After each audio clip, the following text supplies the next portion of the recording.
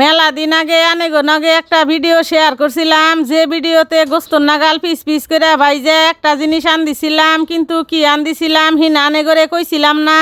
আজকে আমি সেই জিনিসটা আবার আন দিমু, আর সেদিন কি আন দিছিলাম হিনা আজকে আগে শেয়ার করমু।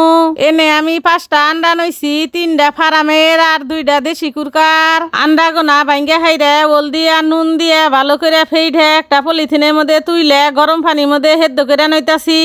আন্ডা গোনা বালা করে সেদ্ধ করে হাইরে ঠান্ডা হওয়ার পরে এনে পিস পিস করে কাইটা নইতাছি। এখন নড়ার মধ্যে বেশি করে তেল দিয়ে পিস পিস করি না খন্ড গোনা তেলের মধ্যে বালা করে বাইজানো মু। আন্ডার খন্ড গোনা আইসালের উপরে থুয়ে হাইরে এই মধ্যে আমি কাঁচা মজার পেঁয়াজ গোনা ফাটার মধ্যে আদা ফেস করে নইলাম। আন্ডা গোনা বালা করে বাইজা নামে থুয়ে হাইরে ওই তেলের মধ্যে আমি কাঁচা মজার পেঁয়াজ বাড়া বাইজা নইতাছি।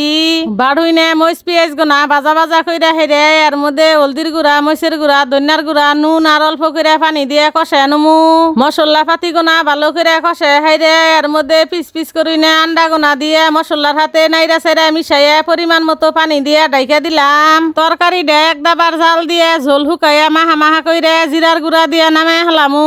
আসলে এবার করে আন্ডা দিলি কালা, কিন্তু আন্ডার তরকারির স্বাদরা অন্যরকম হয়। আর তার চেয়ে বড় কথা হইলো এবার করে আন্ডা দিলি কালা কয়েকটা আন্ডা দিয়ে মেলাডি মাসে রয়ে জায়গা।